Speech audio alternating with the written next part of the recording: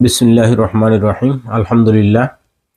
সম্মানিত দর্শক মণ্ডলী, আমরা আজকে গুরুত্বপূর্ণ একটা বিষয়ে আলোচনা শুনব।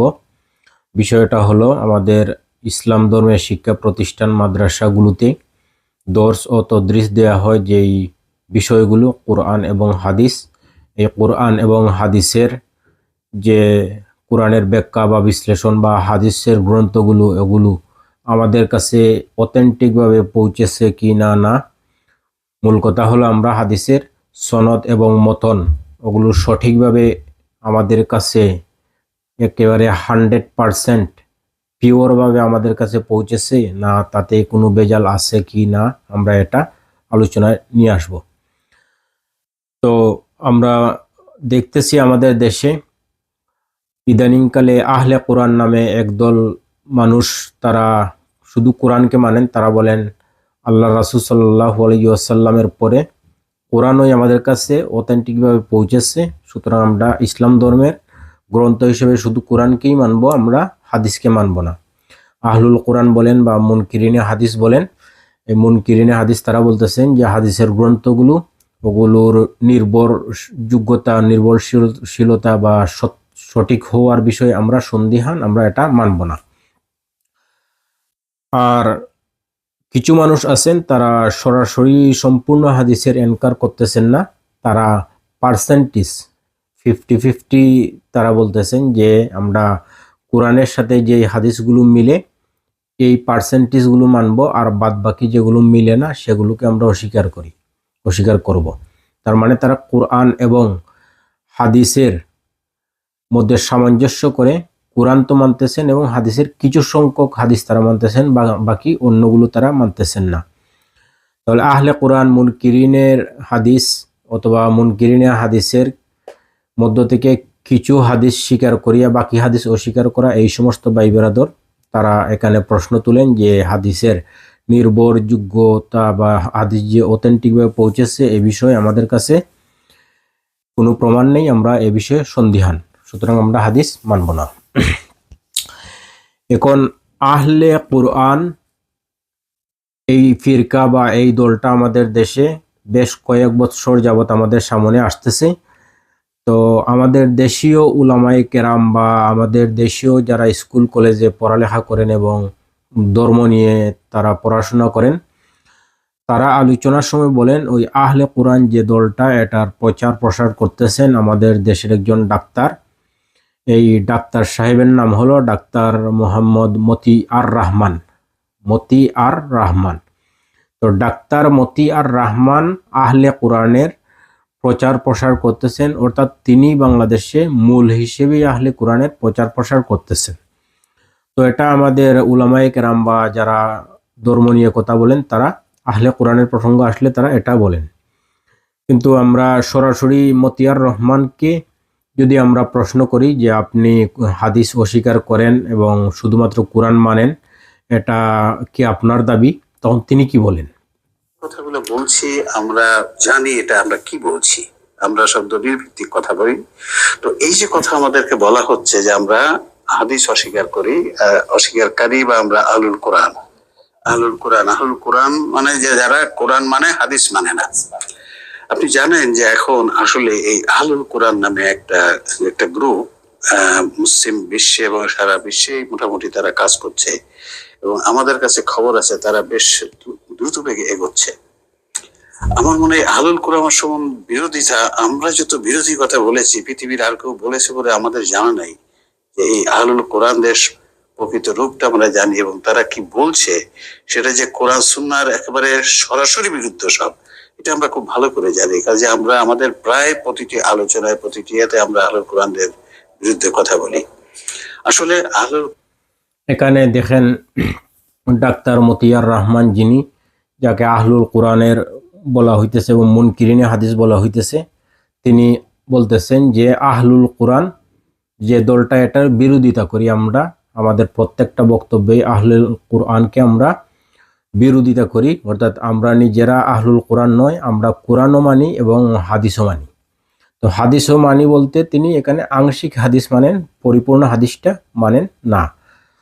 তো আমাদের দেশে আহলুল কোরআন বলে ওনাদেরকে বোঝানো হয়।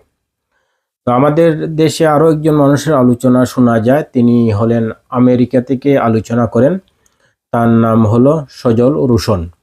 তো সজল রোশন তিনিও ডাক্তার মতিয়ার রহমানের মতোই তিনিও কোরআনকে বেজ করে কথা বলেন এবং হাদিসের সম্পূর্ণটাকে তিনি মুনকিরিনে হাদিস নয় অস্বীকার করেন না, তিনি আংশিক হাদিসকে অস্বীকার করেন এবং আংশিক হাদিসকে তিনি মানেন, সজল রোশন।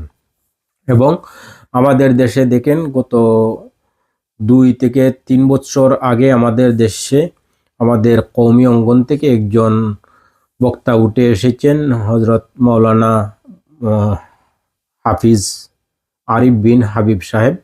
তো উনি একটা মাহফিলের মধ্যে প্রায় 3 বছর আগে হাদিসের উপর তিনি আলোচনা করছিলেন, হাদিসের দলিল দিয়ে আলোচনা করছিলেন। তখন কিশোরগঞ্জে একটা মাহফিলের মধ্যে ওই আহলুল কোরআনের একজন গিয়ে ওনার আলোচনা শেষে বলতেছে যে আরিফ বিন হাবিব হাদিস থেকে যা বলেছেন সব মিথ্যা বলেছেন। মানে সে হাদিসকে অস্বীকার করতেছে, সে বলতেছে হাদিস থেকে যা হবে সব মিথ্যা। সেই কোরআন আমরা পেলাম না, কোরআন শরীফে কোনো ব্যাখ্যা পেলাম না, কোরআন শরীফে কোনো শব্দ পেলাম না। এখানে একজনের বিরুদ্ধে একজন বলা হলো এবং বলা হলো মিথ্যা কথা বলা যাবে না। সেই মিথ্যা কথাগুলো আমরা শুনলাম। ভাইয়েরা আমাদের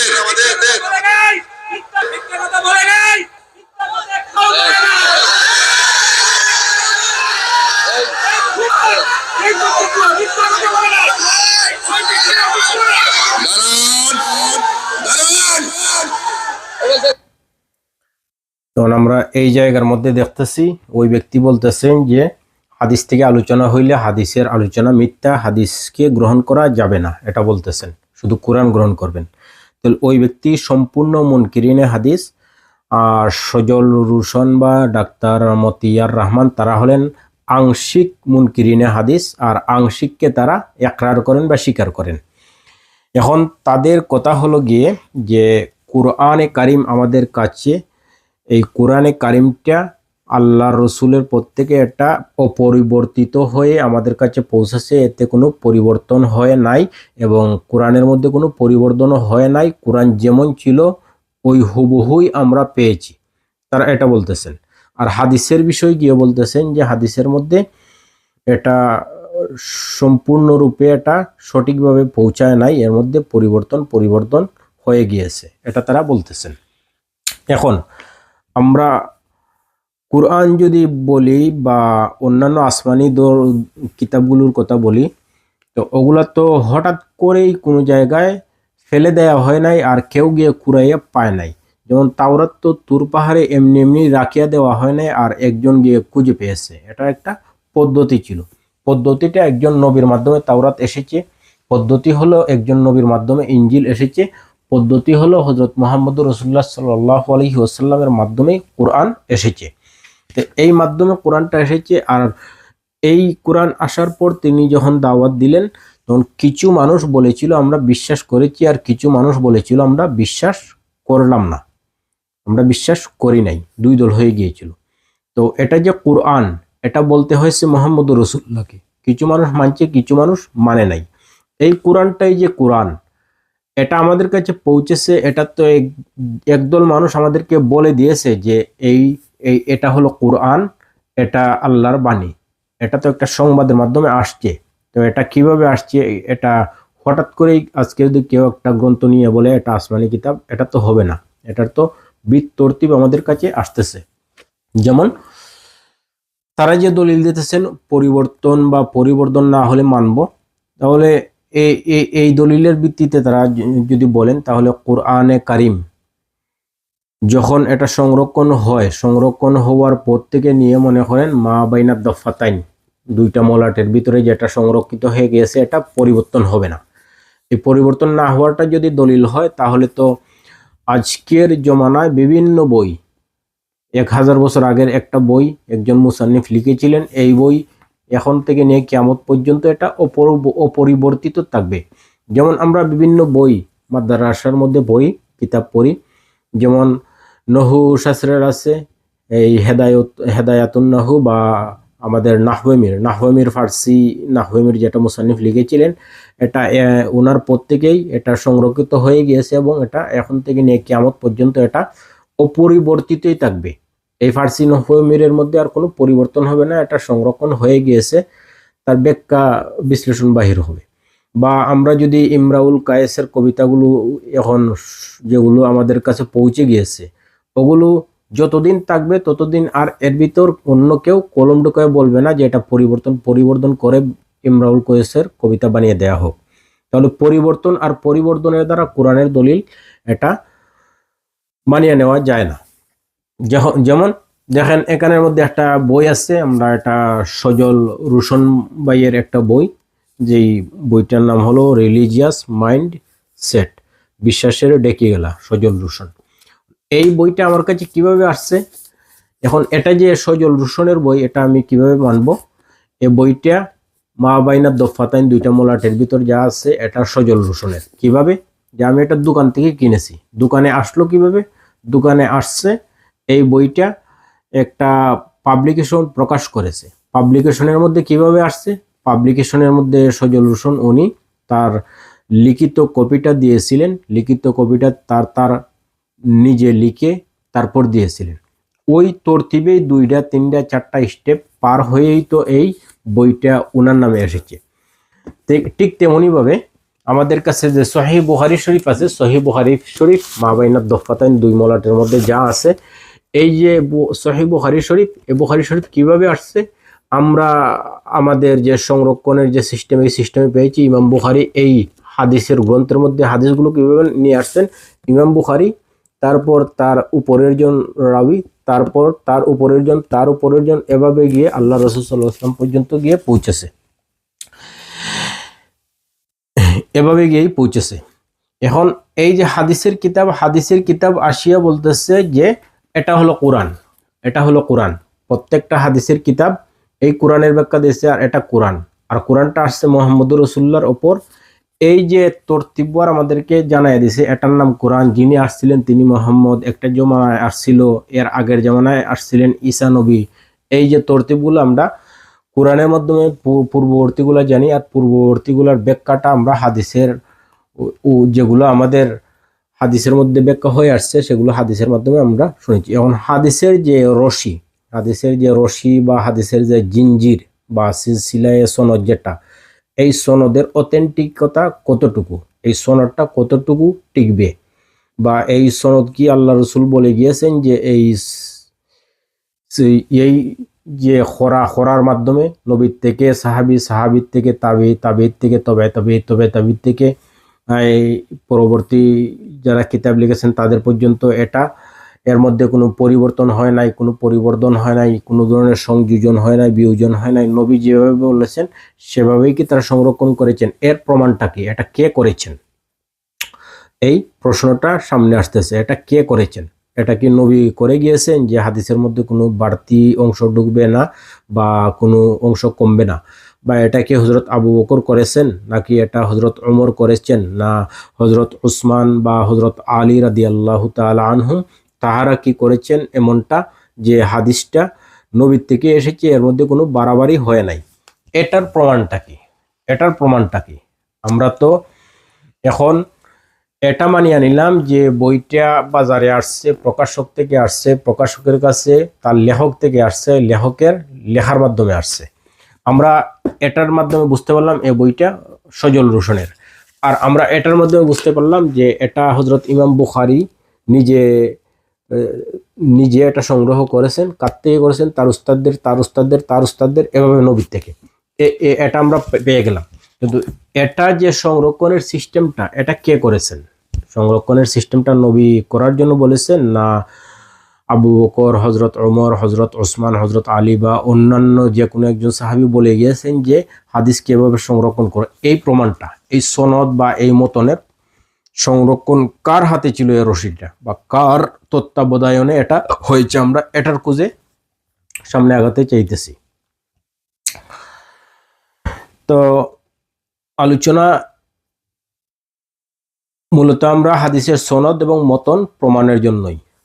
তো এখানে দেখেন যে হযরত রাসূল আকরাম সাল্লাল্লাহু আলাইহি ওয়াসাল্লাম যখন বিদায় হয়ে যাবেন, বিদায় হজ্জের সময় তিনি বললেন যে তারাকতু ফিকুম আমরাইন, কিতাব আল্লাহি সুন্নাতা রাসূলিল্লাহ, দুটো জিনিস রাখিয়া গেলাম, আল্লাহর কিতাব এবং নবীর সুন্নত। এটা দিয়ে তিনি সাহাবায়ে কেরামদের কাছে সমঝিয়ে গেলেন। তারপর হযরত আবু বকর রাদিয়াল্লাহু তাআলা আনহুর খিলাফত কাল আসলো। হযরত আবু বকর সিদ্দিক রাদিয়াল্লাহু তাআলা আনহু যখন খলিফা হলেন, হযরত আবু বকর সিদ্দিকের জমানায় কিছু মানুষ যাকাত দিতে অস্বীকার করলো। তখন তিনি তাদের বিরুদ্ধে জিহাদের ঘোষণা দিলেন। জিহাদের ঘোষণা দিয়ে বলতেছেন যে নবীর জমানায় যে উট নিয়ে আসছে এবং রশি নিয়ে আসছে, সে যদি আজকে শুধু উট নিয়ে আসে আর রশি ছাড়া আসে, তাহলে রশির জন্য আমি তার সাথে লড়াই করব। হযরত ওমর রাদিয়াল্লাহু তাআলা আনহু ছিলেন হযরত আবু বকরের সাথে। হযরত আবু বকরকে বললেন যে আপনি যেটা করতেছেন এটাকে ঠিক। তখন হযরত আবু বকর বলছিলেন যে নবীর ধর্মের বিধান, নবীর ধর্মের সংরক্ষণের জন্য যত কঠোর হতে তত কঠোর হবেন। আর এই কঠোরতা দেখে হযরত ওমর বলেছিলেন যে হযরত আবু বকর যে সঠিক, এটা তার কঠোরতা দেখে আমি বুঝতে পারছিলাম। তার মানে হযরত আবু বকর রাদিয়াল্লাহু তাআলা আনহু যতদিন খলিফা ছিলেন, তিনি ইসলাম ধর্মের সম্পূর্ণ সংরক্ষণ করে গিয়েছেন সম্পূর্ণরূপে। আর এই কঠোরতা বা এই জিহাদগুলো বা এই যাকাতের বিষয় বা মিথ্যা নবুয়তের দাবিদার তাদের বিষয়ের যে লড়াইগুলো, ওইগুলো পরবর্তী জমানার হযরত ওমর বা হযরত উসমান, হযরত আলী রাদিয়াল্লাহু তাআলা আনহুমরা আসিয়া তার ওই কাজগুলোর সমালোচনা করেন নাই, যে তিনি এটা ধর্ম সংরক্ষণ করতে গিয়ে বাড়াবাড়ি করেছেন বা চারাচারি করেছেন, এটা করেন নাই। তার মানে হযরত ওমর রাদিয়াল্লাহু তাআলা আনহুর আগে হযরত আবু বকর স্বয়ং সম্পূর্ণভাবেই এই কাজটা করে গিয়েছেন। এখন হযরত ওমর রাদিয়াল্লাহু তাআলা আনহু যখন খলিফা হলেন, খলিফা হওয়ার পর হযরত ওমর রাদিয়াল্লাহু তাআলা আনহু তিনি রাষ্ট্রীয়ভাবেই হাদিসের সংরক্ষণ করেছেন। তিনি রাষ্ট্রীয়ভাবেই প্রশাসনিক ভবনের ভিতরেই তিনি হাদিসের সনদ এবং হাদিসের মতন এর সংরক্ষণ তিনি করেছেন। এটা হযরত ওমর রাদিয়াল্লাহু তাআলা আনহুর তত্ত্বাবধানে হয়েছে। আমরা এটা হাদিস থেকে নেব। হযরত ওমর রাদিয়াল্লাহু তাআলা আনহুর খেলাফতের সময় হযরত ওমর রাদিয়াল্লাহু তাআলা আনহু যখন খলিফা নির্বাচিত হলেন, তখন তিনি এর প্রয়োজনীয়তা অনুভব করলেন যে নবীর হাদিসের সংরক্ষণের প্রয়োজন আছে। এই জন্য তিনি একদিন হযরত আবু মুসা আশআরী রাদিয়াল্লাহু তাআলা আনহুর সাথে একটা ঘটনা গোটাইয়া নিলেন। হাদিসের সম্পূর্ণ বর্ণনাটা আসলে বোঝা যায় হযরত ওমর এটা আবু মুসা আশআরী রাদিয়াল্লাহু তাআলা আনহুর সাথে একটা ঘটনা গোটাইয়া নিয়েছিলেন। হাদিসের সংরক্ষণ সঠিকভাবে করার জন্য তিনি এই ঘটনাটা গোটাইছিলেন। এটা সম্পূর্ণ হাদিসের বিশ্লেষণ থেকে এটা বোঝা যাইতেছে। আবু মুসা আশআরী রাদিয়াল্লাহু তাআলা আনহুকে হযরত আবু মুসা আশআরী রাদিয়াল্লাহু তাআলা আনহু হলেন নবী করিম সাল্লাল্লাহু আলাইহি ওয়াসাল্লামের জলিলুল কদর একজন সাহাবী। নবী করিম সাল্লাল্লাহু আলাইহি ওয়াসাল্লাম যখন মদিনায় ছিলেন, ওই অবস্থায় নবী করিম সাল্লাল্লাহু আলাইহি ওয়াসাল্লাম ইয়ামন দেশের জন্য শাসনকর্তা প্রেরণ করেছিলেন। শাসনকর্তা প্রেরণ করার আগে হযরত আবু মুসা আশআরী রাদিয়াল্লাহু তাআলা আনহুর গোত্রের দুইজন মানুষ আবু মুসা আশআরী রাদিয়াল্লাহু তাআলা আনহুর কাছে গিয়ে বলতেছে যে হে আবু মুসা আশআরী বা আব্দুল্লাহ ইবনে কয়েস, তারা গিয়ে বলতেছে যে ইযহাব মানা ইলা রাসূলিল্লাহি সাল্লাল্লাহু আলাইহি ওয়াসাল্লাম, আমাদের দুইজনকে নিয়ে তুমি রাসূল করিম সাল্লাল্লাহু আলাইহি ওয়াসাল্লামের খেদমতে আমাদেরকে নিয়ে যাও। তো তিনি যখন তাদেরকে নিয়ে গেলেন, নিয়ে যাওয়ার পর হযরত আবু মুসা আশআরী রাদিয়াল্লাহু তাআলা আনহু বলতেছেন যে আকবালতু ইলান নাবিয়্যি, বুখারী শরীফের বর্ণনা নেই আমরা, আকবালতু ইলান নাবী ওয়া মাই রাজুলান মিনাল আশআরিয়িন, আশআরীর দুইজন মানুষ আমার সাথে ছিল। আহাদুমা আন ইয়ামিনি ওয়াল আখারু আন ইয়াসারি, একজন ডানে একজন হলো বামে। ওয়া রাসূলুল্লাহ সাল্লাল্লাহু আলাইহি ওয়াসাল্লাম ইয়াস্তাকু, নবীজি মিসওয়াক করতেছিলেন। ফাকান্নি আনজুরু ইলা সাওয়াকিহি তাহতা শাফাতাইহি কালাসাত, আমি দেখতেছি নবী তার মিসওয়াককে এভাবে করতেছেন। ওই অবস্থায় যাওয়ার পর তাদের দুইজনের কাজের জন্য আমি তাদেরকে নবীর কাছে নিয়ে গেলাম। আর ওই অবস্থায় তারা দুজন ওই নবীর কাছে তারা পদবী চাইয়া বসলো। তখন নবী করিম সাল্লাল্লাহু আলাইহি ওয়াসাল্লাম ফাতাগাইয়ারা ওয়াজহু রাসূলিল্লাহ অথবা আউ রুবিয়া ফি ওয়াজহি, রাসূল করিম সাল্লাল্লাহু আলাইহি ওয়াসাল্লামের চেহারাটা পরিবর্তন হয়ে গেল, খুব রাগ হলেন। রাগ হয়ে বললেন যে যারা পদবি চায় আমরা তাদেরকে পদ দেই না।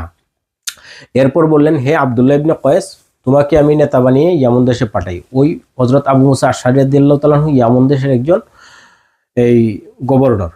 ইয়ামন দেশে তিনি, ইয়ামনের একটা অংশে তিনি নবী করিম সাল্লাল্লাহু আলাইহি ওয়াসাল্লামের সময় তিনি ইয়ামন দেশের একজন গভর্নর নিয়োজিত হয়েছিলেন। হযরত আবু মুসা আশআরী রাদিয়াল্লাহু তাআলা আনহু যাওয়ার পর তারপরে হযরত মুআয ইবনে জবল রাদিয়াল্লাহু তাআলা আনহুকে নবী করিম সাল্লাল্লাহু আলাইহি ওয়াসাল্লাম ইয়ামন দেশের আরো একটা অঞ্চলের জন্য পাঠান। তো দুটো অঞ্চল ইয়ামন দেশের, একটা হলো আসফাল, একটা হলো আলা। আলা এবং আসফাল, বাটি এবং উজান। উজানের জন্য একজন এবং বাটির জন্য একজন, দুই অঞ্চলের জন্য দুইজনকে পাঠান, একজন আবু মুসা আশআরী আর একজন হলেন মুআয ইবনে জবল। তো যেই আবু মুসা আশআরী রাদিয়াল্লাহু তাআলা নবীর জমানার একজন ইয়ামন দেশের শাসনকর্তা, সেই আবু মুসা আশআরী রাদিয়াল্লাহু তাআলা আনহু হযরত ওমর রাদিয়াল্লাহু তাআলা আনহুর খিলাফতের সময় নবীর জমানা চলে গেল, আবু বকর রাদিয়াল্লাহু তাআলা আনহুর খিলাফত চলে গেল, হযরত ওমর রাদিয়াল্লাহু তাআলা আনহুর খিলাফতের সময় আসার পর হযরত ওমর রাদিয়াল্লাহু তাআলা আনহু ইচ্ছা করে একটা ঘটনা ঘটাইছিলেন হযরত আবু মুসা আশআরী রাদিয়াল্লাহু তাআলা আনহুর সাথে। সমস্ত হাদিস বিশ্লেষণ করলে এটা বোঝা যায়। আর এটা করেছিলেন তিনি নবীর হাদিস সংরক্ষণ করার জন্য, যেটা হযরত ওমর শেষে পরিষ্কার করেছেন। তো হাদিসটা আমরা নিতেছি সহিহ বুখারী শরীফ থেকে 3 বার, মুসলিম শরীফে আসছে প্রায় 5 বার, আবু দাউদে আসছে 2 বার, তিরমিজি শরীফে আসছে 1 বার, আর ইবনে মাজায় 1 বার, সুনানের দারামিতে 1 বার এবং মুয়াত্তা ইমাম মালিকের মধ্যে আসছে 1 বার, মুসনাদে আহমদে আসছে 8 বার। মোট 22 বার আমরা হাদিসটা পাইতেছি। হাদিসটা হলো হাদিসে ইস্তিজান অনুমতি সংক্রান্ত। তো হাদিসের 22টা হাদিসের সমষ্টিগত অনুবাদটা যদি আমরা নেই তাহলে দেখতে পাইতেছি হযরত আবু মুসা আশআরী রাদিয়াল্লাহু তাআলা আনহুকে হযরত ওমর রাদিয়াল্লাহু তাআলা আনহু একবার ডাকিয়া পাঠাইলেন।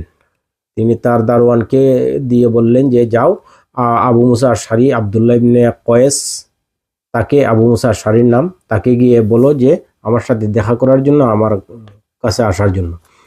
তো হযরত ওমর রাদিয়াল্লাহু তাআলা আনহু তিনি তার প্রশাসনিক ভবনের মধ্যে তিনি দরজা লাগাইয়া কাজ করতেছেন।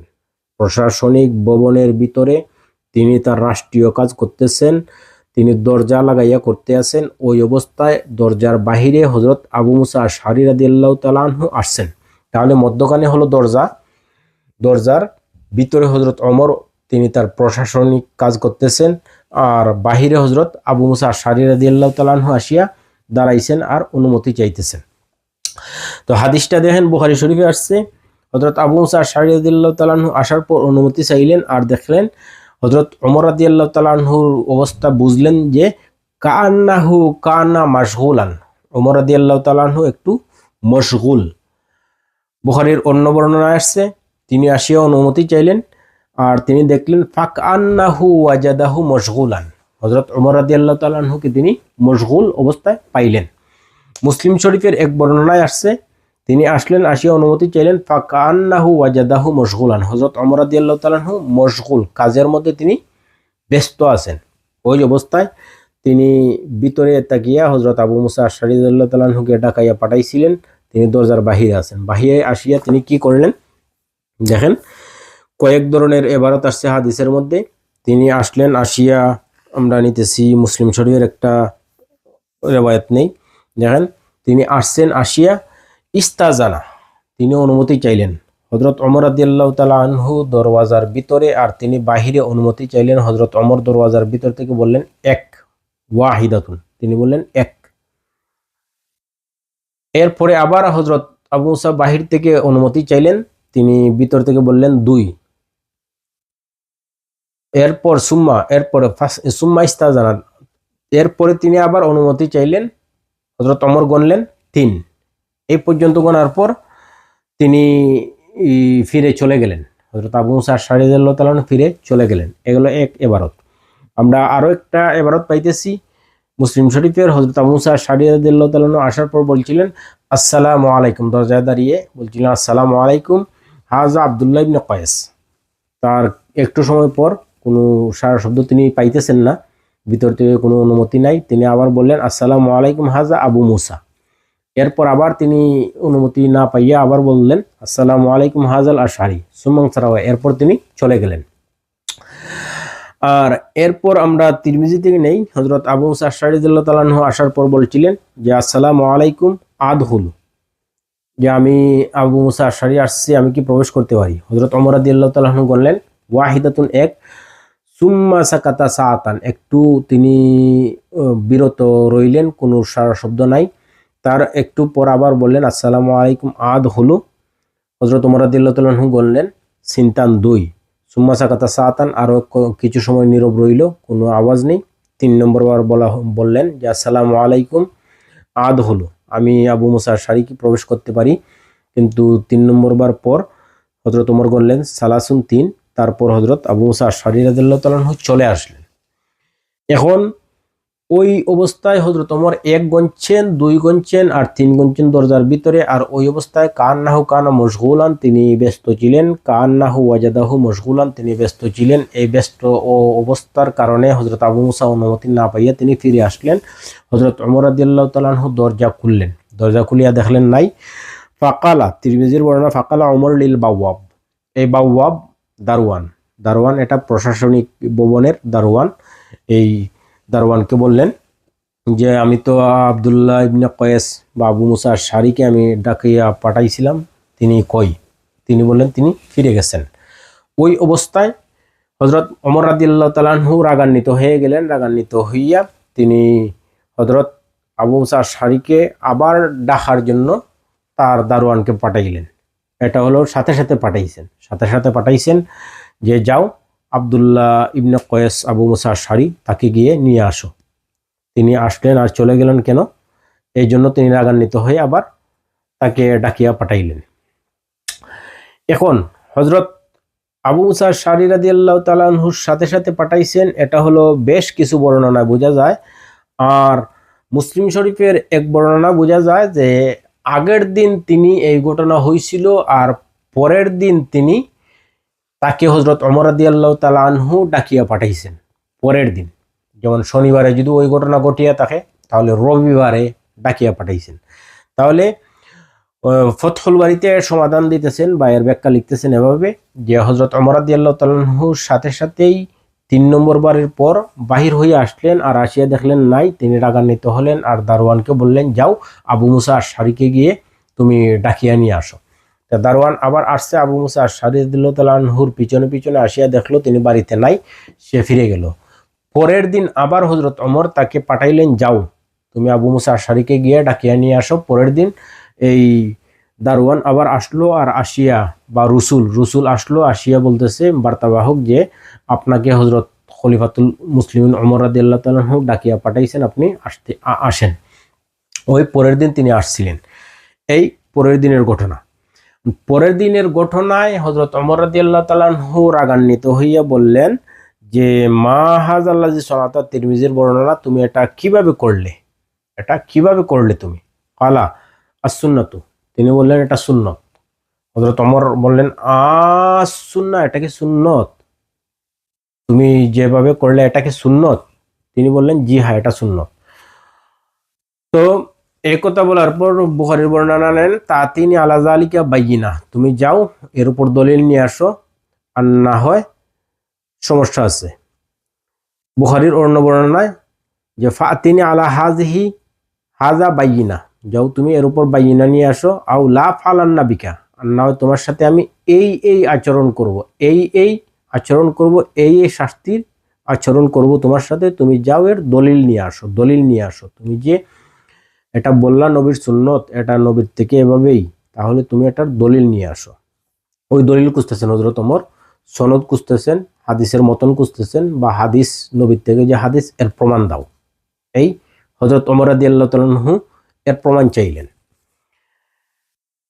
আমরা মুসলিম শরীফ থেকে নেই, হযরত ওমর রাদিয়াল্লাহু তাআলা আনহু আল্লাহর নামে কসম নিলেন, ফাওয়াল্লাহি, আল্লাহর নামে কসম নিলেন। আবু মুসা আশআরী রাদিয়াল্লাহু তাআলা আনহু যখন এভাবে বললেন যে আল্লাহর নবীর সুন্নত এভাবে, তখন হযরত ওমর রাদিয়াল্লাহু তাআলা আনহু আল্লাহর নামে কসম নিলেন, ফাওয়াল্লাহি, আল্লাহর নামে কসম, লাউজিআন্না, লাম তাকিদ নিলেন তারপর নুনে তাকিদ নিলেন, নিয়ে বলতেছেন লা উ জিয়ান্না, আমি অবশ্যই অবশ্যই তোমাকে আঘাত করব, জহরাকা ও বাতানাকা, তোমার পিঠে এবং পেটে, তোমার পিঠেও আঘাত করব, তোমার পেটেও আঘাত করব। তুমি এই যে কথা বললা, এই জন্য যদি তুমি এর দলিল না দিতে পারো, আউলাতা তিয়ান্না বিমান ইয়াশহাদুলাকা আলা হাজা, তুমি যে বললা এই 3 বারের যে ইস্তেজান অনুমতি এটা নবীর সুন্নত, এটার দলিল তুমি নিয়ে আসো এবং সাক্ষী নিয়ে আসো, দলিল নিয়ে আসো, এটা নবীর হাদিস, তাহলে তো সমস্যা নেই। আর যদি না হয় তাহলে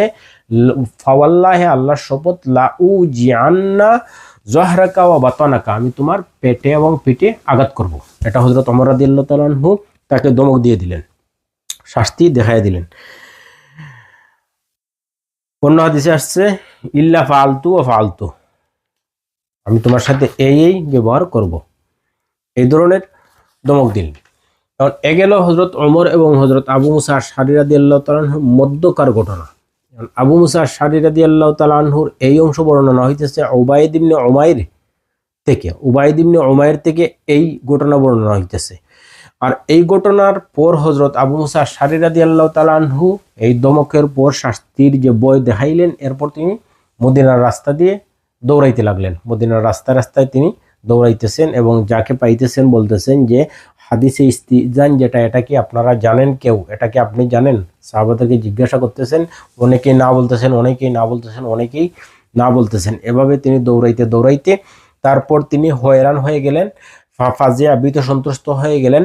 হাদিসের শব্দ আসছে মাযউরান, তিনি ভীত সন্ত্রস্ত, তিনি ভয় পেয়ে গেলেন। এরপর তিনি মুগজাবান, তিনি রাগান্বিত হয়ে গেলেন, ভয় পেয়ে রাগান্বিত হয়ে তারপর তিনি একটা মাজলিসের পাশে গিয়ে দাঁড়াইলেন, একটা মাজলিসের পাশে গিয়ে দাঁড়াইয়া খুব বেশি হয়রান হয়ে গেলেন। ওই মাজলিসটা ছিল যে আনসারীদের একটা মাজলিস, আনসারীদের একটা মাজলিস। আমরা এই মাজলিসটা দেখি, মাজলিসটা বর্ণনা করতেছেন হযরত আবু সাঈদ খুদরী রাদিয়াল্লাহু তাআলা আনহু থেকে আসছে যে আবু সাঈদ খুদরী বলেন যে কুনতু জালিসান বিল মদিনাতে ফি মাজলিসিল আনসার, মজলিসে আনসার, আনসারীদের একটা মাজলিসের মধ্যে আমি বসা ছিলাম। ওই অবস্থায় হযরত এই আবু মুসা আশআরী রাদিয়াল্লাহু তাআলা আনহু আসলেন। আর আবু মুসা আশআরী, আবু সাঈদ খুদরীর আরেকটা বর্ণনায় কুন্না ফি মজলিসে ইনদা উবাই ইবনে কাবিন, আমরা উবাই ইবনে কাবের একটা মজলিসের মধ্যে ছিলাম। ওই অবস্থায় হযরত আবু মুসা আশআরী মজলিসের মধ্যে আসিয়া দাঁড়াইলেন, আর দাঁড়াইয়া খুব রাগান্বিত হয়ে গেলেন, মুগজামান হাত্তা ওয়াকাফা, এবং থামলেন, আর বললেন আনশুদুকুম বিল্লাহি, আল্লাহর নামে তোমাদেরকে আমি শপথ দিতেছি, কসম দিতেছি, তোমরা কেউ কি হাদিসে ইস্তিজান এটা জানো? এটা তিনি বলতেছেন। তো ওই অবস্থায় হযরত উবাই ইবনে কাব বা সাহাবায়ে কেরাম জিজ্ঞাসা করলেন যে কেন, কি হয়েছে? তখন তিনি ওই পূর্বের ঘটনা বর্ণনা করলেন যে উমর আমাকে ডাকিয়া পাঠাইছিলেন, তারপর আমি আসলাম, তারপর আমি সালাম দিলাম 3 বার, অনুমতি না পাইয়া ফিরে গেলাম। এরপর গতকালকের ঘটনা, আজকে তিনি আবার আমাকে ডাকাইয়া বললেন যে তুমি দলিল না দিলে বা এর উপর তুমি যদি বাইয়িনা না দাও, তাহলে তোমাকে আমি আঘাত করব, প্রহার করব, তোমার পেটে এবং পিঠে আমাকে শাস্তি দিবেন, একথা তিনি বললেন। হযরত ওমর রাদিয়াল্লাহু তাআলা আনহু এই যে শাস্তির ভয় দেখাইছেন, এটা তিনি তাদেরকে বর্ণনা করলেন। বর্ণনা করার পর হযরত উবাই ইবনে কাব রাদিয়াল্লাহু তাআলা আনহু বলতেছেন যে দাঁড়াও, আমি আমাদের আসগারুল কওম, হাদিসের শব্দ আসছে আসগারুল কওম, আমাদের আসগরে কওম, আরেক শব্দ আসছে আহাদাসুনা, আমাদের সবচেয়ে বয়স কম, সবচেয়ে ছোট, সবচেয়ে বয়স কম, তাকেই পাঠাবো, সে গিয়ে তোমার সাক্ষী দিবে। তার মানে মজলিসের বক্তা হযরত উবাই ইবনে কাব, তিনি তার মজলিসের একজন ছোটকে পাঠাইবেন, মানে ছোটর বিষয়ে তিনি জানেন, ছোট হাদিস জানে। তার মানে এই যে ইস্তিজানের হাদিস, এটা আবু মুসা আশআরী যেভাবে ওমরকে বলেছেন, আবু মুসা আশআরীর মতো উবাই ইবনে কাবও জানেন, এবং তিনি এটাও জানেন যে তার মাজলিসের মধ্যে আসগারে কওম একজন আছে, তিনিও জানেন, আসগারে কওমও জানেন, বা আসগারে কওম শব্দে আরো 2 থেকে 3 জন মানুষের দাবি করতেছে। উবাই ইবনে কাব হলেন খতিব, আর আসগরে কওম যদি আবু সাঈদ খুদরী হন, তাহলে আউসুতে কওম একজন আছেন এবং আকবরে কওমও আছেন, তাহলে আরো 3 জন হয়ে গেল। আবু সাঈদ খুদরী আসগর, তার উপরে আছে আউসত, তার উপরে আছে আকবর। তার মানে তিনজন, কমের মধ্যে তিনজন আছে আর খতিব তো আছেন উবাই ইবনে কাব, তাহলে চারজন। তাহলে ঘটনা বিস্তৃত হয়ে গেল হজরত ওমর রাদিয়াল্লাহু তাআলা প্রশাসনিক ভবন থেকে। প্রশাসনিক ভবনে হজরত ওমর আছেন আর বাহিরে একজন বাওয়াব আছেন বা দারোয়ান আছেন আর আবু মুসা আশআরী, ওই হলো তিনজন। আর আজকে যখন দৌড়াইয়া গেলেন আবু সাঈদ খুদরির বর্ণনায় উবাই ইবনে কাবের মাজলিসে, সেখানে খতিব উবাই ইবনে কাব, এ হলো চারজন। ঘটনা তারপর চলে গেল আসগরে কম আবু সাঈদ খুদরি, আর এই আসগর শব্দ বলতেছে আউসুতো আছেন, আকবরও আছেন, মোটামুটি প্রায় 7 জন, মিনিমাম 7 জনের মতো সাহাবায়ে কেরাম পর্যন্ত এই ঘটনা পৌঁছে গেল যে হজরত ওমর হজরত আবু মুসা আশআরী রাদিয়াল্লাহু তাআলা আনহুকে হাদিস বর্ণনার জন্য আজকে মারবেন যদি দলিল না থাকে। তাহলে দলিল সংরক্ষণ করতেছেন হজরত ওমর, দলিল না থাকলে মারবেন। এখন দেখেন হজরত ওমর রাদিয়াল্লাহু তাআলা আনহু এই কাজটা কিভাবে করবেন, এটা কেন করবেন বা কিভাবে করবেন, এটা কি তার করার কোনো অধিকার আছে? তিনি আজকে হজরত আবু মুসা আশআরীর মতো নবীর জমানার যিনি একজন প্রশাসনিক দায়িত্বে ছিলেন, যিনি ইয়ামন দেশের একজন এই রাষ্ট্রের যিনি শাসনকর্তা, ইয়ামনের একটা অংশের শাসনকর্তা আবু মুসা আশআরী, তিনি তো আর সাধারণ কোনো সাহাবী নন, তিনি একজন জাননেওয়ালা বিচক্ষণ জ্ঞানী একজন মানুষ। তিনি কি জানিয়া শুনিয়া নবীর নামে মিথ্যা বলবেন? এটা তো সম্ভব না। তাহলে ওমর কেন তাকে এভাবে তিনি আক্রমণ করলেন? হজরত ওমর রাদিয়াল্লাহু তাআলা আনহু এভাবে কেন আক্রমণ করলেন? অথচ এই হজরত ওমর রাদিয়াল্লাহু তাআলা আনহুর দেখা যাইতেছে যে এর আগে নবীর জমানায় হজরত ওমর রাদিয়াল্লাহু তাআলা আনহু একবার হজরত আবু বকর রাদিয়াল্লাহু তাআলা আনহুর সাথে একবার ঝগড়া করছিলেন। একবার ঝগড়া হয়েছিল, এটা এই বুখারীতে 2বার আসছে হাদিসটা, আর কোনো কিতাবেই, আমি 10টা কিতাব খুঁজছি, কোনো কিতাবেই নাই, 2বার আসছে বুখারীতে। হজরত আবু দারদা রাদিয়াল্লাহু তাআলা আনহু থেকে বর্ণিত যে আবু দারদা রাদিয়াল্লাহু তাআলা আনহু বলেন, আমি নবীর খিদমতে ছিলাম, ওই অবস্থায় হজরত আবু বকর রাদিয়াল্লাহু তাআলা আনহু খুব রাগান্বিত হয়ে আসছেন। এর আগে একটা ঝগড়া হয়েছে। ঝগড়াটা কি? হজরত আবু বকর এবং হজরত উমর এই মদিনার রাস্তায় যে কোনো একটা বিষয় নিয়ে কথা বলতে বলতে হজরত আবু বকর হজরত উমরকে রাগাইয়া দিলেন। হজরত ওমর সঠিক ছিলেন, আবু বকরের একটু বাড়াবাড়ি হয়ে গিয়েছে। মূলত ওমর সঠিক ছিলেন, সঠিক হওয়ার কারণে আবু বকর বাড়াবাড়ি করতে করতে হজরত উমরকে রাগাইয়া দিলেন। আর হজরত উমর মুগজাবান হইয়া রাগান্বিত হইয়া তিনি বাড়িতে গিয়া দরজা লাগাইয়া দিলেন। এরপর কিছু সময় পর হজরত আবু বকর যখন ঠান্ডা হইয়া ওমরের বাড়ি গেলেন, গিয়ে দেখলেন দরজা লাগানো। ওমরের কাছে মাফ চাইতে চাইলেন, কিন্তু সুযোগ হইল না, তিনি ফিরে আসলেন। কিছু সময় পর ওমর রাদিয়াল্লাহু তাআলা আনহু যখন তিনি একটু ঠান্ডা হইলেন এবং নিজেকে নিজে তিরস্কার করলেন, এই জন্য তারপর তিনি দৌড়াইয়া বাহির হইলেন আর আবু বকর রাদিয়াল্লাহু তাআলা আনহু বাড়িতে গেলেন, কিন্তু আবু বকরকে পাইলেন না। তিনি বুঝলেন যে ঘটনা নবী পর্যন্ত চলে গেছে। যখন নবী সাল্লাল্লাহু আলাইহি ওয়াসাল্লাম পর্যন্ত আসলো, নবী আকরাম সাল্লাল্লাহু আলাইহি ওয়াসাল্লাম আর বিচার নিতেছেন না, এখানে সরাসরি হযরত আবু বকর রাদিয়াল্লাহু তাআলা আনহুর বিষয়ে বলতেছেন যে তোমরা আমার এই সাথীকে আমার জন্য সারিয়া দিবাই, আমার এই সাথীকে কি তোমরা আমার জন্য সারিয়া দিবাই? আমার এই সাথী যিনি আমি যখন দাওয়াত নিয়ে আসছিলাম আর সবাইকে দাওয়াত দিয়েছিলাম, সবাই ছিল মিথ্যাবাদী আর তিনি বলেছিলেন আমাকে সত্যবাদী। আমার এই সাথীকে তোমরা কেউ কষ্ট দিও না। এখানে নবী কোনো ঝগড়ার কোনো বিচার করতেছেন না। হযরত ওমর রাদিয়াল্লাহু তাআলা আনহু ফতুল বাড়িতে আসছে, হযরত ওমর গিয়ে নবীর ডান দিকে তাকান, নবী খুব রাগান্বিত হয়ে গেলেন, খুব বেশি কষ্ট পাইলেন এবং তার চেহারা সম্পূর্ণ পরিবর্তন হয়ে গেল। ডান দিকে গেলে ডান দিকে অনুমতি নেই, বাম দিকে গেলে বাম দিক থেকে চেহারা ফিরে আনেন। ভুল করছেন হযরত আবু বকর, কিন্তু হযরত উমর কেন হযরত আবু বকরের সাথে ঝগড়ায় জড়াইবেন, এই জন্য হযরত উমরের প্রতি হযরত নবী করিম সাল্লাল্লাহু আলাইহি ওয়াসাল্লাম খুব রাগান্বিত হয়ে গেলেন এবং এটার কোনো সমাধান হচ্ছিল না। শেষ পর্যন্ত আবু বকর আগাইয়া গিয়ে বললেন, ইয়া রাসূলুল্লাহ, বাড়াবাড়িটা আমারই ছিল, আপনি ক্ষমা করুন। ওমরের কোনো বাড়াবাড়ি ছিল না, এটা আমার বাড়াবাড়ি ছিল, আমার ভুল ছিল। তাহলে হযরত ওমর রাদিয়াল্লাহু তাআলা আবু বকরের সাথে লাগিয়া রাইট, তাহার পরও হযরত ওমর রাদিয়াল্লাহু তাআলা আনহু এখানে গিয়ে টিকতে পারেন নাই। কারণ নবী করিম সাল্লাল্লাহু আলাইহি ওয়াসাল্লাম খুব রাগ হয়েছিলেন যে আবু বকরের সাথে আবার ঝগড়া হয় কিভাবে? আমার বিপদের দিনের সাথে আমার ইসলামের সবচেয়ে বেশি সাহায্য করেছেন যিনি দুর্দিনে সাহায্য করেছেন, তাকে কি তোমরা সারিয়া দিতে পারো? তার সাথে কি ঝগড়া করতে হয়? এখানে কোনো বিচার নবী নেন নাই।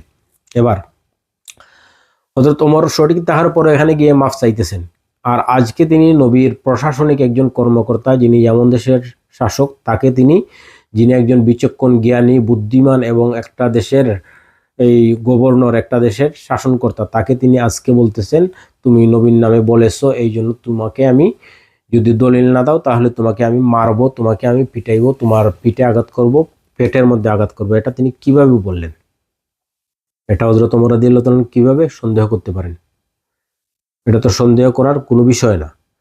অথচ নবী করিম সাল্লাল্লাহু আলাইহি ওয়াসাল্লামের একজন সাহাবী হযরত সাদ ইবনে মুআজ রাদিয়াল্লাহু তাআলা আনহু, যিনি ছিলেন আউসের আউসের নেতা, আউসের নেতা, মদিনার আউসের নেতা সাদ ইবনে মুআজ, তিনি ওই জায়গার নেতৃত্ব দিতেন। আর মক্কায় ছিল উমাইয়া ইবনে খালফ নেতা, এবং তিনি যখন মক্কায় যাইতেন, উমাইয়ার সাথে দুস্তি ছিল, মক্কায় গেলে নাজালা আলা উমাইয়া ইবনে খালফ, তিনি উমাইয়া ইবনে খালফের বাড়িতে উঠতেন এবং তাকে ভাই ডাকতেন, তার বউকে বোন ডাকতেন, এবং তিনি ওই কাফিরি জমানার থেকে তাদের বন্ধুত্ব ছিল।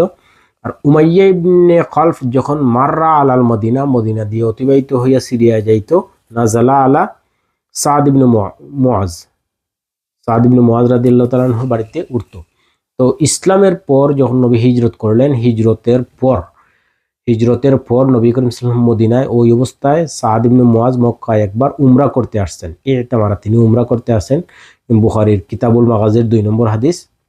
আসার পর তিনি বলছিলেন যে তার বন্ধু উমাইয়া ইবনে খালফকে, যে আমি নিরিবিলি একটু উমরা করব। তো নিরিবিলি উমরা করতে গিয়ে তিনি কাবা শরীফ তওয়াফ করতেছেন, ওই অবস্থা আবু জাহেল দেখলো, দেখিয়া বলতেছে, ইখে উমাইয়া বলল আমার বন্ধু, বলল দেখো কত নিরিবিলি সে উমরা করতেছে, মক্কার তাওয়াফ করতেছে, এটা তো উচিত নয়, আমরা তাকে আঘাত করতাম, তোমার বন্ধু না হইলে আঘাত করতাম।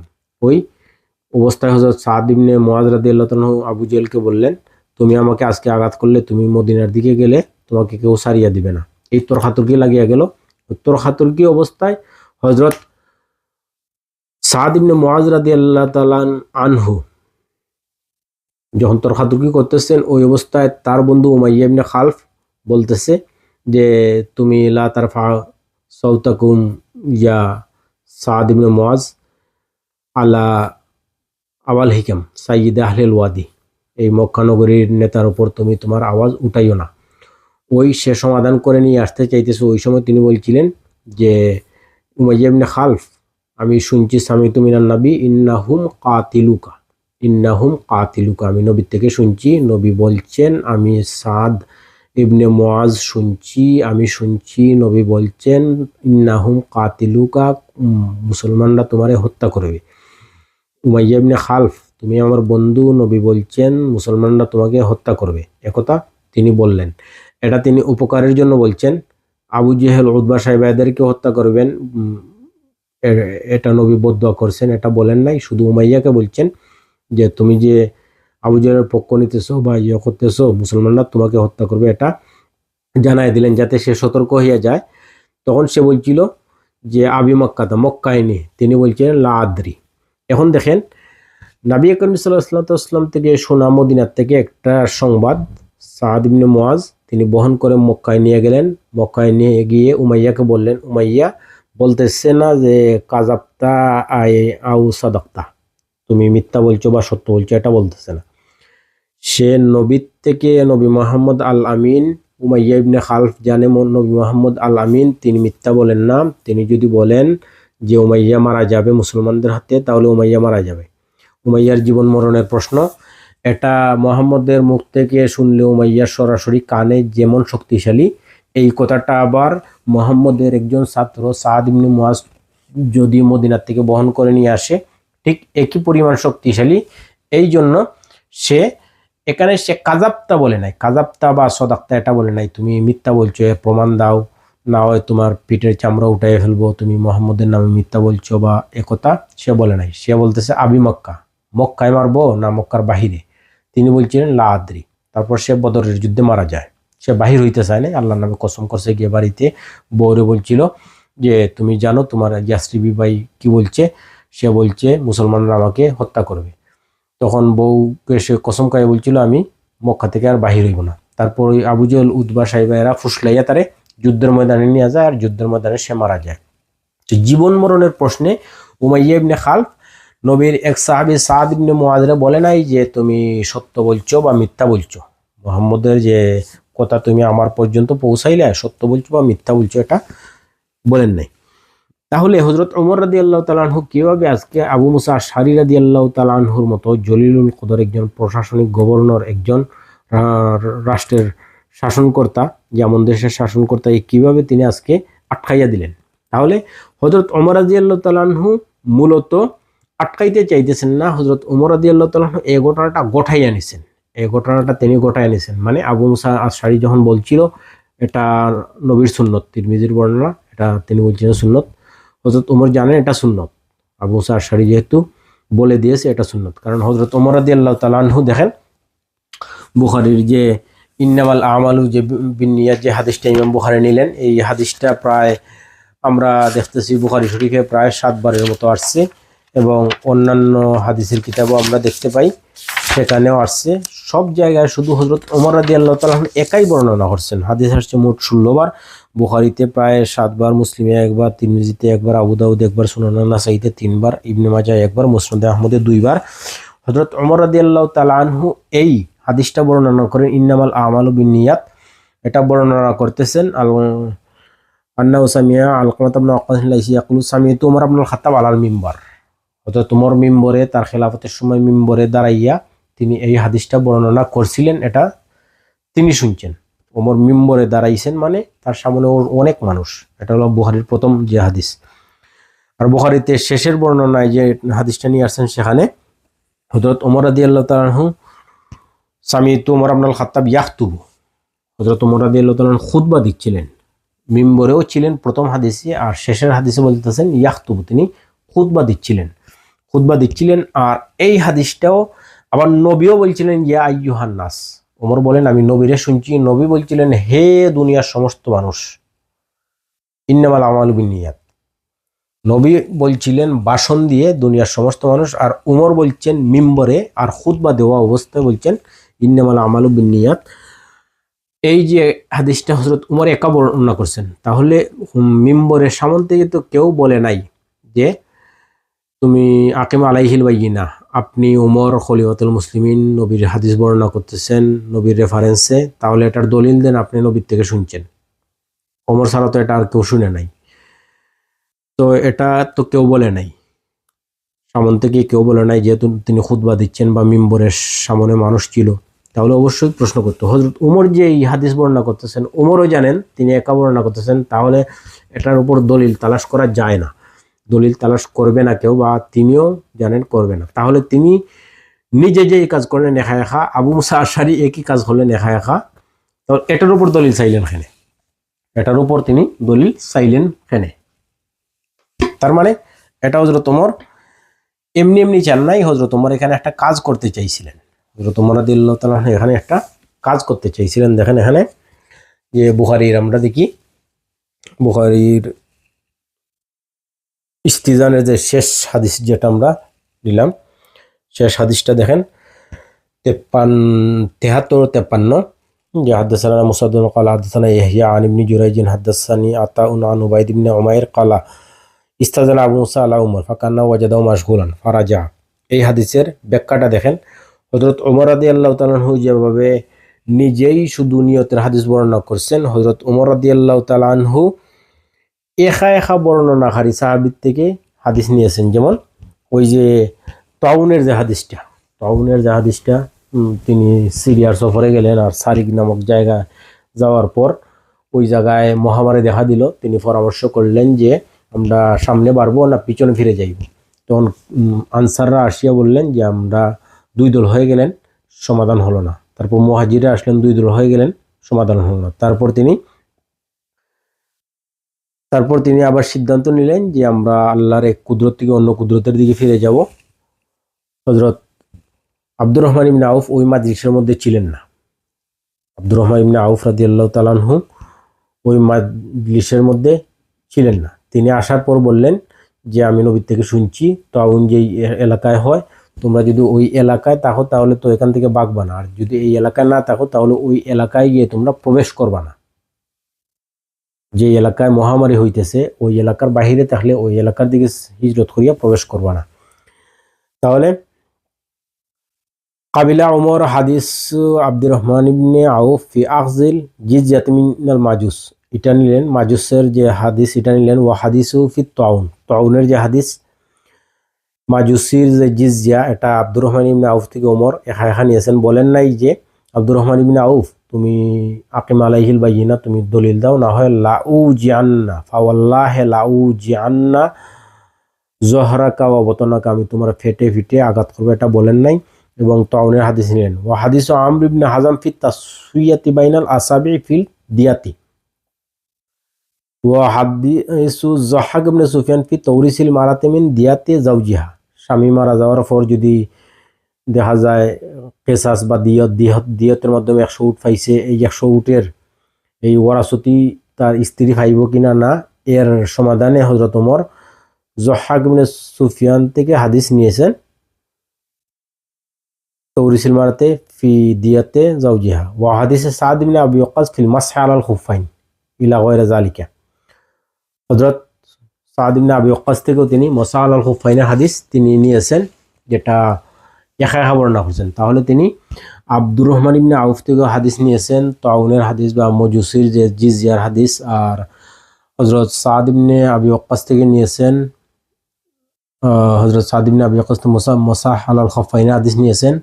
আর হাদিসে যাহাক ইবনে সুফিয়ান তাওরিসিল মারা মিন দিয়াতে জাওজিহা, এই হাদিসগুলো নিয়েছেন। এবং হযরত ওমর নিজে একা একা নিয়তের হাদিস বর্ণনা করছেন।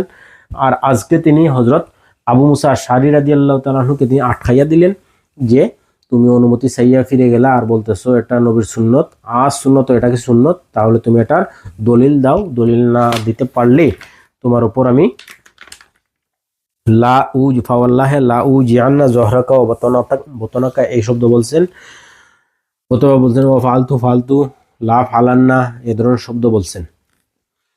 তাহলে হযরত ওমর রাদিয়াল্লাহু তাআলা আনহু নিজে করছেন এবং অন্যান্য সাহাবাত থেকেও নিয়েছেন। তাহলে আজকে কেন আবু মুসা আশআরীকে তিনি আটকাইলেন? তার মানে একটা পরিকল্পনা করে প্রশাসনিক ভবনে যখন হযরত আবু মুসা আশআরী দরজার মধ্যে টুকটুক দিলেন তিনি গুনছিলেন 1, আবার যখন টুকটুক দিলেন তিনি গুনছিলেন 2, আবার যখন টুকটুক দিলেন 3, তারপর যখন ফিরে গেলেন, ফিরে যাওয়ার পর হযরত ওমর ডাকাইয়া আনিয়া যখন শুনলেন এটা সুন্নত, তখন তার মনের মধ্যে আসলো যে সুন্নত মানিয়া যদি আব্দুর রহমান ইবনে আউফের হাদিসের মতো বা সাদ ইবনে আবি ওয়াক্কাসের হাদিসের গ্রহণের মতো মহামারী বা জিজিয়া বা দিয়তের হাদিস বা মুসা আলাল খুফাইনের হাদিসের মতো গ্রহণ করিয়া আনেন, তাহলে তো এটা শেষ হয়ে গেল। কিন্তু গ্রহণ না করিয়া যদি আবু মুসা আশআরীকে তিনি আজকে আটকাইয়া দেন, আটকাইয়া দিলে ওমর আটকাইছেন বা ওয়াব দেখছে, তিনি দৌড়াই একটা মাজলিসে গেছেন, মাজলিসে যাওয়ার পর ওই জায়গায় উবাই ইবনে কাব আছেন, আবু সাঈদ খুদরি আছেন, আরো কয়েকজন আছেন, সবাই দেখছেন। এর কারণ কি? ওমর তাকে মারবেন যদি দলিল না হয়, এটা হযরত ওমর ইচ্ছা করে করছেন। তার মানে হযরত ওমর চাইতেছেন এ ঘটনাটা প্রচার হোক, প্রচার হলে নবীর সাহাবী আবু মুসা আশআরীর মতো সাহাবীকে ওমর যদি না সারিয়া দেন, তাহলে নবীর সর্বশেষ সাহাবী আবু তুফাইলকে কি নবীর নামে মিথ্যা বললে সারিয়া দিবেন? মিথ্যা তো বলা কল্পনার বাহিরে। উমাইয়া তো নবীর কোনো সাহাবীর উপর সন্দেহ করে নাই, তাহলে উমাইয়া ইবনে খালফ কাফিরও যদি তার মরণের বিষয়ে সংবাদেও মিথ্যা বলতে পারে নাই, তাহলে ওমর কিভাবে বলেন? এটা তো বলবেন না। কিন্তু আবু মুসা আশআরীকে তিনি এখানে শাস্তির আওতায় আনিয়ে এটা বুঝাই দিলেন, আবু মুসা আশআরী বা সাহাবা যদি 50,000 হন, 60,000, 70,000 হন, শেষ পর্যন্ত আবু তুফাইল পর্যন্ত গিয়ে, আবু তুফাইল সর্বশেষ মৃত্যুবরণকারী একজন সাহাবী, তিনি পর্যন্ত এটা পৌঁছে গেছে যে কেউ যদি কথা বলে নবীর নামে, তাহলে রেফারেন্স হযরত ওমর চাইছেন, যদি রেফারেন্স না দিতে পারে তাহলে হযরত ওমর তার পিঠে এবং পেটে মারবেন। আবু মুসা আশআরীকে পর্যন্ত ছাড়েন নাই, তাহলে আবু সাঈদ খুদরিকে আবু মুসা আশআরীকে ছাড়েন নাই, তাহলে আব্দুল্লাহ ইবনে আব্বাসকে আবু মুসা আশআরীকে ছাড়েন নাই, তাহলে আব্দুল্লাহ ইবনে ওমরকে আবু মুসা আশআরীকে পর্যন্ত তিনি আটকাইয়া দিলেন, তাহলে আবু তুফাইলকে সবার জন্যই হযরত ওমর দলিল চাইছেন। আর যখন এটা সবার 50,000, 60,000 সমস্ত সাহাবায়ে কেরাম পর্যন্ত পৌঁছে গেল, তারপর তবে তাবিরে আসলেন। তাবিরে আসার পর ঠিক হযরত ওমরের ওই যে লাঠি, এটা রইয়া গেছে।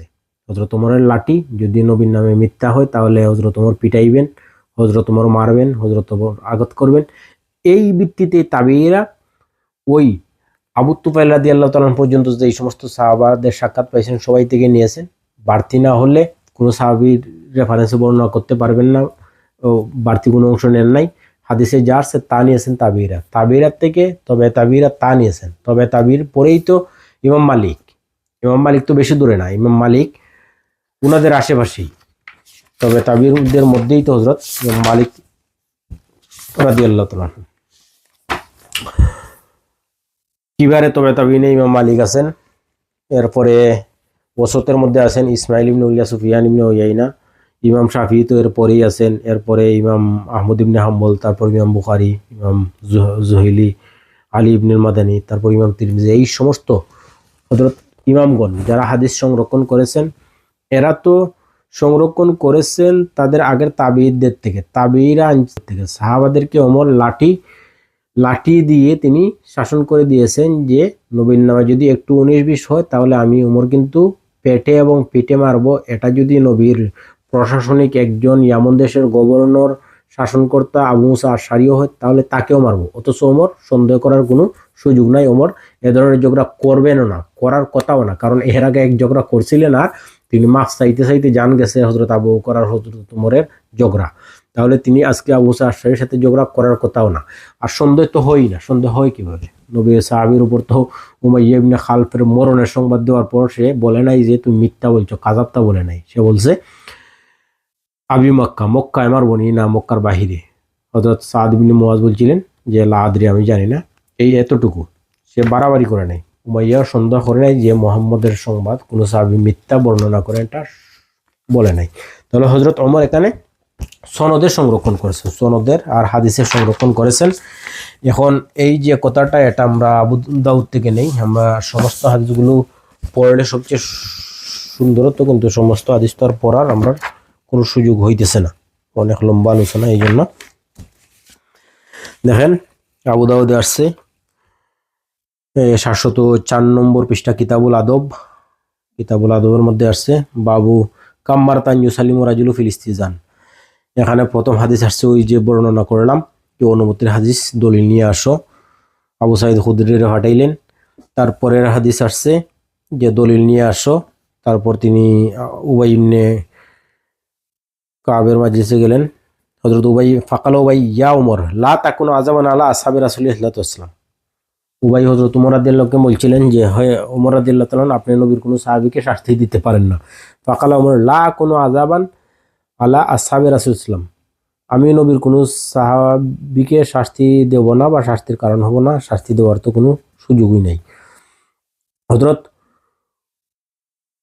আবু দাউদের আরেকটা হাদিস, বি ক্বালা হাদাসানা যায়েদ ইবনে আহজাম قال حدثنا عبد القاهر بن شعيب قال حدثنا هشام عن حميد بن هلال عن أبي بردة عن أبيه بهذا القصة قال উমর লিয়া আবি মুসা।